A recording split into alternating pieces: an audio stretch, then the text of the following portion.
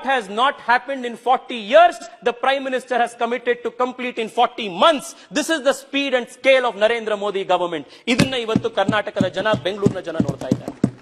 ಕಾಂಗ್ರೆಸ್ನವರು 20 ವರ್ಷ 30 ವರ್ಷ ಕಂಬಿನೇ ಇಲ್ಲದೆ ರೈಲ್ ಬಿಟ್ರು ಅಧ್ಯಕ್ಷರೇ, ಕಂಬಿನೇ ಇಲ್ಲದೆ ರೈಲ್ ಬಿಟ್ರು ಇವರು. ಇದು ಕಾಂಗ್ರೆಸ್ನವರು 30 ವರ್ಷ 40 ವರ್ಷ ಕರ್ನಾಟಕದ ಜನಕ್ಕೆ ಮಾಡದಂತ ಅನ್ಯಾಯ. ಆದ್ರೆ today Karnataka is the state that ranks top in the innovation index in the country. Karnataka has the highest per capita income among all major economies in India. Adu Karnatakada ivattu taakattu. Main Narendra Modi ji ko, Nirmala Sitharaman ji को बोलना चाहता हूं, आप कर्नाटक को आप 100 रुपए देंगे तो कर्नाटका देश के लिए 1000 रुपए वापस देगा. ये कर्नाटक के ताकत है. अध्यक्ष जी, 9 ವರ್ಷಗಳಲ್ಲಿ ನರೇಂದ್ರ ಮೋದಿ ಅವರ ನೇತೃತ್ವದಲ್ಲಿ ಕರ್ನಾಟಕ ಅತ್ಯಂತ ವೇಗವಾಗಿ ಮುಂದುವರಿತಾ ಇದೆ. ಸರ್ವಾಂಗೀಣವಾಗಿ ಅಭಿವೃದ್ಧಿ ಕರ್ನಾಟಕದಲ್ಲಿ ಕಳೆದ 8-9 ವರ್ಷಗಳಲ್ಲಿ ಆಗಿದೆ. ನಾನು ಇನ್ಫ್ರಾಸ್ಟ್ರಕ್ಚರ್ ನಲ್ಲಿ ಆಗಿರುವಂತಹ 2-3 ವಿಷಯಗಳನ್ನು ಮಾತ್ರ ನಿಮ್ಮ ಎದುರುಗಡೆ ಇಡುವಂತ ಪ್ರಯತ್ನ ಮಾಡ್ತೇನೆ. ಕರ್ನಾಟಕದಲ್ಲಿ ಕೇವಲ ಹೈವೇ ಕನ್ಸ್ಟ್ರಕ್ಷನ್ ನಲ್ಲಿ ಕಳೆದ 8 ವರ್ಷಗಳಲ್ಲಿ ನಾವು ಎಷ್ಟು ಹೈವೇಗಳನ್ನು ನಿರ್ಮಾಣ ಮಾಡಿದ್ದೇವೆ ಅಂತಂದ್ರೆ, ಯುಪಿಎ ಸರ್ಕಾರ ಮತ್ತು ಹಿಂದೆ 70 ವರ್ಷಗಳಲ್ಲಿ ಬಂದಂತಹ ಸರ್ಕಾರಗಳು ಎಷ್ಟು ಹೈವೇ ನಿರ್ಮಾಣ ಮಾಡಿದ್ವೋ ಅದಕ್ಕಿಂತ ಹೆಚ್ಚು ಹೈವೇ ನಿರ್ಮಾಣವನ್ನ ಕರ್ನಾಟಕದಲ್ಲಿ ಕಳೆದ 8 ವರ್ಷಗಳಲ್ಲಿ ನರೇಂದ್ರ ಮೋದಿ ಸರ್ಕಾರ 8 ವರ್ಷಗಳಲ್ಲಿ ಮಾಡಿದೆ. ಅಧ್ಯಕ್ಷರೇ, 4000 ಕಿಲೋಮೀಟರ್ಗೂ ಹೆಚ್ಚು ಹೈವೇಗಳನ್ನ ಕರ್ನಾಟಕದಲ್ಲಿ 1,16,000 ಕೋಟಿ ರೂಪಾಯಿಗಳಲ್ಲಿ ಕಳೆದ 8 ವರ್ಷಗಳಲ್ಲಿ ನಮ್ಮ ಸರ್ಕಾರ ಜಾರಿಗೆ ತಂದಿದೆ.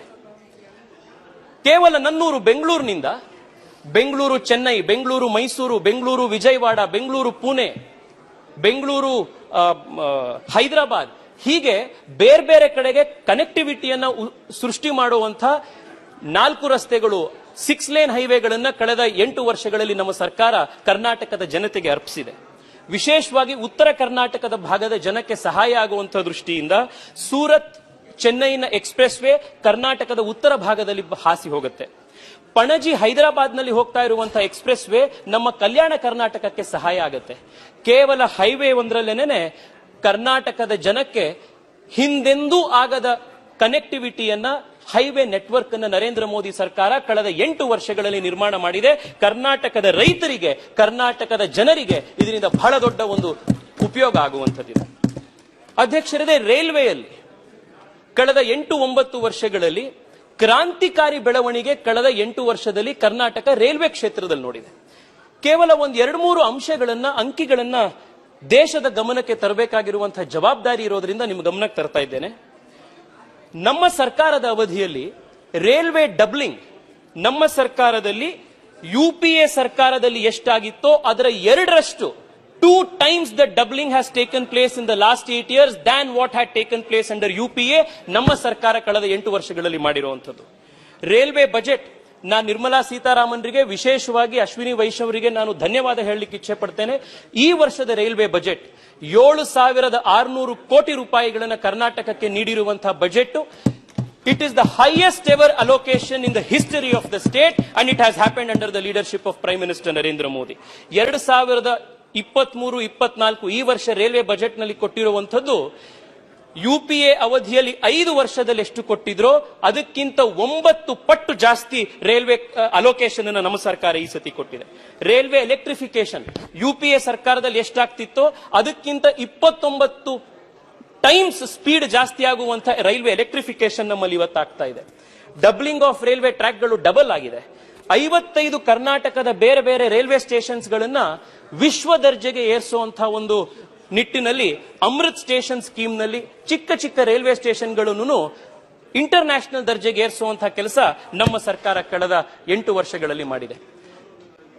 ಅಧ್ಯಕ್ಷರೇ, ಈ ಸಂದರ್ಭದಲ್ಲಿ ಒಂದು ಸಣ್ಣ ಅನೆಕ್ಡೋಟ್ ಅನ್ನು ಹೇಳಬೇಕಾಗ್ತದೆ. ನಮ್ಮ ಊರು ಚಿಕ್ಕಮಗಳೂರು 1975ನೇ ಇಸ್ವಿಯಲ್ಲಿ ಇಂದಿರಾ ಗಾಂಧಿ ಅವರು ಚಿಕ್ಕಮಗಳೂರಿನಲ್ಲಿ ಎಲೆಕ್ಷನ್ ಕಂಟೆಸ್ಟ್ ಮಾಡ್ಲಿಕ್ಕೆ ಬಂದಿದ್ರು. ಆಗ ಇಂದಿರಾ ಗಾಂಧಿ ಅವರು ಚಿಕ್ಕಮಗಳೂರಿನ ಜನಕ್ಕೆ ಹೇಳಿದ್ರು, ನಾನು ನಿಮಗೆ ಬ್ರಾಡ್ವೇ ಕನೆಕ್ಟಿವಿಟಿಯನ್ನ, ಬ್ರಾಡ್ ಗೇಜ್ ರೈಲ್ ಅನ್ನ ನಾನು ಚಿಕ್ಕಮಗಳೂರಿಗೆ ತರ್ತೀನಿ ಅಂತ. 1975ನೇ ಇಸ್ವಿಯಿಂದ ಜನ, ಚಿಕ್ಕಮಗಳೂರಿನ ಜನ, ಕರ್ನಾಟಕದ ಜನ ಕಾಯ್ತಾ ಬಂದ್ರು.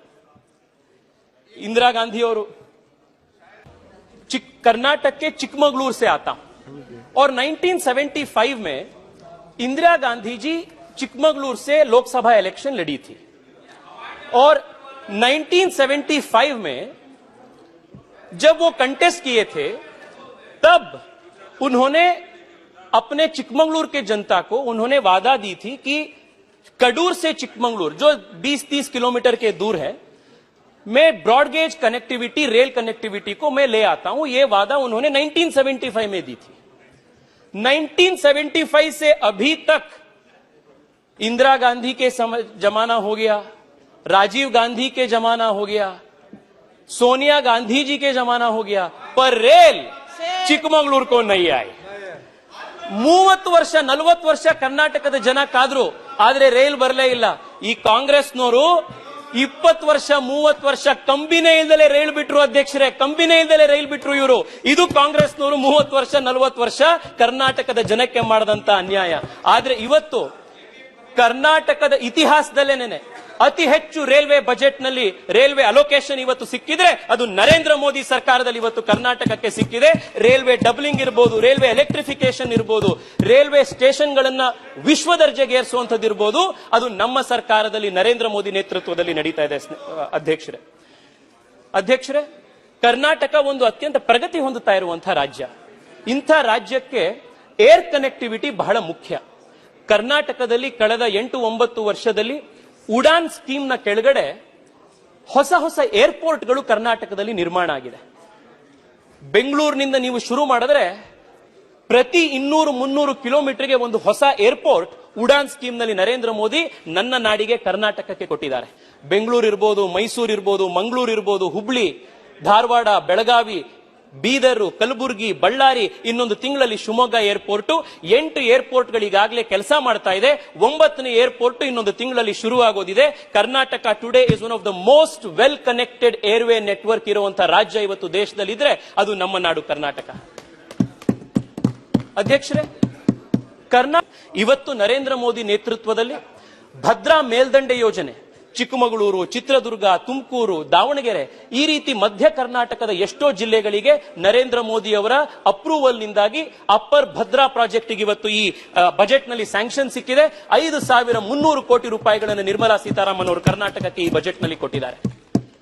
ಮಹದಾಯಿ ಯೋಜನೆಗೆ ನಮ್ಮ ಉತ್ತರ ಕರ್ನಾಟಕ ಭಾಗದ ಎಷ್ಟೋ ಹಳ್ಳಿಗಳು, ಎಷ್ಟೋ ರೈತರು ಎಷ್ಟೋ ದಶಕಗಳಿಂದ ಕಾಯ್ತಾ ಇದ್ರು। ಆದ್ರೆ ಇವತ್ತು ನರೇಂದ್ರ ಮೋದಿ ನೇತೃತ್ವದ ಸರ್ಕಾರ ಮಹದಾಯಿ ಯೋಜನೆಗೂ ಕೂಡ DPR ಗೆ ಅಪ್ರೂವಲ್ ಕೊಟ್ಟು ಈ ಕೆಲಸಗಳು ಪ್ರಾರಂಭ ಆಗುವಂತದ್ದಿದೆ। ಕರ್ನಾಟಕ ಸಮೃದ್ಧಿಯಾಗಿ, ಕರ್ನಾಟಕ ಹಸಿರಾಗಿ, ಕರ್ನಾಟಕದ ನೀರಾವರಿ ಸಂಪನ್ನವಾಗಿ ನಮ್ಮ ರೈತರು ಮತ್ತಷ್ಟು ಶಕ್ತಿಶಾಲಿಯಾಗಲಿದ್ದಾರೆ। ಇದಕ್ಕೂ ಕೂಡ ನಾನು ನರೇಂದ್ರ ಮೋದಿ ಸರ್ಕಾರಕ್ಕೆ ಧನ್ಯವಾದಗಳನ್ನು ಅರ್ಪಿಸ್ತಾ ಇದ್ದೇನೆ ಅಧ್ಯಕ್ಷರೇ। ನಾವು ಅಣೆಕಟ್ಟುಗಳನ್ನು ಮಾತ್ರ ನಿರ್ಮಾಣ ಮಾಡ್ತಾ ಇಲ್ಲ, ಅಣೆಕಟ್ಟಿನಲ್ಲಿ ಪ್ರೊಟೆಕ್ಟ್ ಆಗುವಂತಹ ಸಿಗುವಂತಹ ನೀರನ್ನ ಮನೆ ಮನೆಗೆ ತಲುಪಿಸಲಿಕ್ಕೆ ಜಲಜೀವನ್ ಮಿಷನ್ ನಲ್ಲಿ ಮನೆ ಮನೆಗೆ ನಲ್ಲಿಯಲ್ಲಿ ನೀರು ತೆಗೆದುಕೊಂಡು ಹೋಗುವಂತಹ ಯೋಜನೆಯನ್ನು ಕೂಡ ನರೇಂದ್ರ ಮೋದಿ ಸರ್ಕಾರ ಕರ್ನಾಟಕದಲ್ಲಿ ಅತ್ಯಂತ ವೇಗವಾಗಿ ರಾಜ್ಯ ಸರ್ಕಾರದ ಸಹಾಯದೊಂದಿಗೆ ಮಾಡ್ತಾ ಇದೆ। ನಾನು ಒಂದು ಸಣ್ಣ ಸ್ಟ್ಯಾಟಿಸ್ಟಿಕ್ಸ್ ನಿಮ್ಮ ಎದುರುಗಡೆ ಹೇಳಲಿಕ್ಕೆ ಇಚ್ಛೆ ಪಡ್ತೇನೆ ಅಧ್ಯಕ್ಷರೇ। ಅಧ್ಯಕ್ಷ ಜಿ 70 ಸಾಲ್ ಸೆ 70 ವರ್ಷದಿಂದ ಇವರೇನು ಆಳ್ವಿಕೆ ಮಾಡ್ತಾ ಇದ್ರು ಕಾಂಗ್ರೆಸ್ನವರು, ಇಡೀ ಕರ್ನಾಟಕದಲ್ಲಿ 2019ನೇ ಇಸ್ವಿಗಿಂತ ಮುಂಚೆ ನಲ್ಲಿಯಲ್ಲಿ ನೀರು ಬರ್ತಾ ಇದ್ದಂತಹ ಮನೆಗಳಿದ್ದಿದ್ದು ಕೇವಲ 24 ಲಕ್ಷ, ಕೇವಲ 24 ಲಕ್ಷ। ಆದ್ರೆ ಇವತ್ತು 55 ಲಕ್ಷಕ್ಕೂ ಹೆಚ್ಚು ಮನೆಗಳಿಗೆ ಇವತ್ತು ನಲ್ಲಿಯಲ್ಲಿ ನೀರು ಬರ್ತಾ ಇದೆ। ಈ ಕೀರ್ತಿ ಯಾರಿಗಾದ್ರೂ ಹೋಗತ್ತೆ ಅಂತಂದ್ರೆ ನನ್ನ ಪ್ರಧಾನಮಂತ್ರಿ ನರೇಂದ್ರ ಮೋದಿ ಅವರಿಗೆ, ನಮ್ಮ ಪ್ರಧಾನಮಂತ್ರಿ ನರೇಂದ್ರ ಮೋದಿ ಸರ್ಕಾರಕ್ಕೆ ಈ ಕೀರ್ತಿ ಹೋಗುತ್ತೆ अध्यक्ष जी। मैं बेंगलुरु से आता हूं और अपने वित्त मंत्री निर्मला सीतारामन जी भी कर्नाटक को रिप्रेजेंट करते हैं और वो खुद बेंगलुरु का वोटर भी है। इसलिए निर्मला जी पिछले हर बजट में बेंगलुरु को विशेष प्राथमिकता देकर she has given a lot of impetus to Bengaluru's growth। I want to just state 2-3 things। अध्यक्ष जी, पिछले 40 साल से बेंगलुरु के सबर्बन रेल नेटवर्क के प्रोजेक्ट पेंडिंग था। 40 ವರ್ಷದಿಂದ ಸಬರ್ಬನ್ ರೈಲ್ ಪ್ರಾಜೆಕ್ಟ್ ಬೆಂಗಳೂರಿನಲ್ಲಿ ಪೆಂಡಿಂಗ್ ಇತ್ತು, ಕರ್ನಾಟಕಕ್ಕೆ ಪೆಂಡಿಂಗ್ ಇತ್ತು। ಡೆಲಿಗೇಷನ್ಸ್ ಗಳನ್ನ ಕರ್ಕೊಂಡು ಹೋದ್ವಿ, ಡೆಲ್ಲಿಗೂ ಬಂದ್ವಿ, ಸರ್ಕಾರಗಳು ಬದಲಾಯಿತು, ಆದ್ರೆ ಸಬರ್ಬನ್ ರೈಲ್ ಪ್ರಾಜೆಕ್ಟ್ ಮಾತ್ರ ಬೆಂಗಳೂರಿಗೆ ಸಿಗಲಿಲ್ಲ। ಆದ್ರೆ ನರೇಂದ್ರ ಮೋದಿ ಅವರು ಕರ್ನಾಟಕಕ್ಕೆ ಬಂದ್ರು, ಬೆಂಗಳೂರಿಗೆ ಆಶ್ವಾಸನೆ ಕೊಟ್ಟರು. 40 ವರ್ಷದಿಂದ ಆಗದಲೇ ಇರುವಂತಹ ಪ್ರಾಜೆಕ್ಟ್ ಅನ್ನ 40 ತಿಂಗಳಲ್ಲಿ ನಾನು ಮಾಡಿ ತೋರಿಸ್ತೇನೆ ಅನ್ನುವಂತ ಆಶ್ವಾಸನೆಯನ್ನು ನರೇಂದ್ರ ಮೋದಿ ಅವರು ಕೊಟ್ಟಿದ್ದಾರೆ. ಬೆಂಗಳೂರಿನ ಟ್ರಾಫಿಕ್ ಸಮಸ್ಯೆಯನ್ನ ಎದುರಿಸ್ತಾ ಇರುವಂತಹ ನಗರ, ವೇಗವಾಗಿ ಬೆಳೀತಾ ಇರುವಂತಹ ನಗರ. ಬೆಂಗಳೂರಿಗೆ ಮೆಟ್ರೋ ಕನೆಕ್ಟಿವಿಟಿ, ಏರ್ಪೋರ್ಟ್ಗೆ ಮೆಟ್ರೋ ಇರಬಹುದು, ಬೆಂಗಳೂರಿನ ಬೇರೆ ಬೇರೆ ಭಾಗಗಳಿಗೆ ಮೆಟ್ರೋ ಇರಬಹುದು, ನಮ್ಮ ಸರ್ಕಾರದಲ್ಲಿ ಜಾಸ್ತಿ ಆಗಿದೆ. अध्यक्ष जी, 2014 से पहले बेंगलुरु में जो कुल मिला के मेट्रो कनेक्टिविटी था वो सिर्फ 7 किलोमीटर था. आज 8 साल के बाद मोदी जी के नेतृत्व में जिस प्रकार का क्रांति सिर्फ मेट्रो में बेंगलुरु में हुआ है, आज 56 किलोमीटर मेट्रो कनेक्टिविटी सिर्फ बेंगलुरु में आज ऑलरेडी काम में. And before 2024, the metro rail to airport will also be done, and Bengaluru's traffic woes, the infamy that Bengaluru gets because of traffic jams, this will be a thing of the past. ಇದನ್ನ ನರೇಂದ್ರ ಮೋದಿ ಸರ್ಕಾರ ಮಾಡ್ತಾ ಇದೆ. Fame scheme ನ ಕೆಳಗಡೆ 1500ಕ್ಕೂ ಹೆಚ್ಚು electric ಬಸ್ಗಳನ್ನು ನಮ್ಮ ಸರ್ಕಾರ ಕೊಟ್ಟಿದೆ. ಕೆಂಪೇಗೌಡ ಇಂಟರ್ನ್ಯಾಷನಲ್ ಏರ್ಪೋರ್ಟ್ ನ terminal 2, which is one of the best airport terminals in the world, ಅದನ್ನ ನರೇಂದ್ರ ಮೋದಿ ಸರ್ಕಾರ ಬೆಂಗಳೂರಿಗೆ ಕೊಟ್ಟಿದೆ. ನಮ್ಮ ಊರಿನಲ್ಲಿರುವಂತಹ ಬಡವರಿಗೆ, ನಮ್ಮೂರಿನಲ್ಲಿರುವಂತಹ ಮಧ್ಯಮ ವರ್ಗದವರಿಗೆ ಪ್ರಧಾನ ಮಂತ್ರಿ ಆವಾಸ್ ಯೋಜನೆ ಇರಬಹುದು, ಸ್ಟ್ಯಾಂಡ್ ಅಪ್ ಇಂಡಿಯಾ ಇರಬಹುದು, ಮುದ್ರಾ ಯೋಜನೆ ಇರಬಹುದು, ಬೀದಿ ಬದಿ ವ್ಯಾಪಾರ ಮಾಡುವಂತಹ PM ಸ್ವನಿಧಿ ಯೋಜನೆ ಇರಬಹುದು. ಈ ಎಲ್ಲ ಯೋಜನೆಗಳ ಕೆಳಗಡೆ ಪ್ರಧಾನ ಮಂತ್ರಿಗಳು 1 ಕೋಟಿಗೂ ಹೆಚ್ಚು ಫಲಾನುಭವಿಗಳು ಕೇವಲ ಬೆಂಗಳೂರು ನಗರದಲ್ಲಿ, ಬಡ ಜನ ನನ್ನ ನಗರದಲ್ಲಿ, ಬೆಂಗಳೂರು ನಗರದಲ್ಲಿ ಇವತ್ತು ವಾಸ ಮಾಡ್ತಾ ಇದ್ದಾರೆ. ಪ್ರಧಾನ ಮಂತ್ರಿಗಳಿಗೆ ಕೃತಜ್ಞತೆಯನ್ನು ಸಲ್ಲಿಸ್ತಾ ಇದ್ದಾರೆ. ಅಂತಂದ್ರೆ ಕೇವಲ ಬೆಂಗಳೂರು ಅಷ್ಟೇ ಅಲ್ಲ, ಬೆಂಗಳೂರಿನ ಹೊರಗಡೆ ಇರುವಂತಹ, ವಿಶೇಷವಾಗಿ ನಮ್ಮ ಹೆಚ್ಚು ಪ್ರತಿಭಾಶಾಲಿ ವ್ಯಕ್ತಿಗಳು, ಯುವಕರು ಇರುವಂತಹ ಉತ್ತರ ಕರ್ನಾಟಕ, ಮಧ್ಯ ಕರ್ನಾಟಕ, ಕಲ್ಯಾಣ ಕರ್ನಾಟಕಕ್ಕೆ ಯೋಜನೆಗಳು ಸಿಗಬೇಕು ಅಂತ ಧಾರವಾಡಕ್ಕೆ IIT, ರಾಯಚೂರಿಗೆ IIIT, HAL ನ ಹೆಲಿಕಾಪ್ಟರ್ ಮ್ಯಾನುಫ್ಯಾಕ್ಚರಿಂಗ್ ಫ್ಯಾಕ್ಟರಿಯನ್ನು ತುಮಕೂರಿಗೆ, ಹೊಸ ಟೆಕ್ಸ್ಟೈಲ್ ಕ್ಲಸ್ಟರ್ಗಳು, ಟಾಯ್ ಕ್ಲಸ್ಟರ್ಗಳು, ಮಲ್ಟಿ ಮೋಡಲ್ ಲಾಜಿಸ್ಟಿಕ್ ಪಾರ್ಕ್ಸ್ಗಳು, ಇವೆಲ್ಲವನ್ನ ಕೂಡ ಕರ್ನಾಟಕಕ್ಕೆ ಬೆಂಗಳೂರಿನ ಹೊರಗಡೆ ಕೊಟ್ಟಿದ್ದಾರೆ. ಸೆಮಿ ಕಂಡಕ್ಟರ್ ಹಬ್ ಆಗಿ ಕರ್ನಾಟಕ ಬರಬೇಕು ಅಂತ ಹೇಳಿ ಮೈಸೂರಿಗೆ ಸೆಮಿ ಕಂಡಕ್ಟರ್ ಫ್ಯಾಬ್ ಯೂನಿಟ್ ಅನ್ನ, ದೇಶದ ಮೊದಲ ಸೆಮಿ ಕಂಡಕ್ಟರ್ ಫ್ಯಾಬ್ ಯೂನಿಟ್ ಅನ್ನ ನಮ್ಮ ಸರ್ಕಾರ, ನರೇಂದ್ರ ಮೋದಿ ಅವರು ನಮ್ಮ ಮೈಸೂರಿಗೆ ಕೊಟ್ಟಿದ್ದಾರೆ.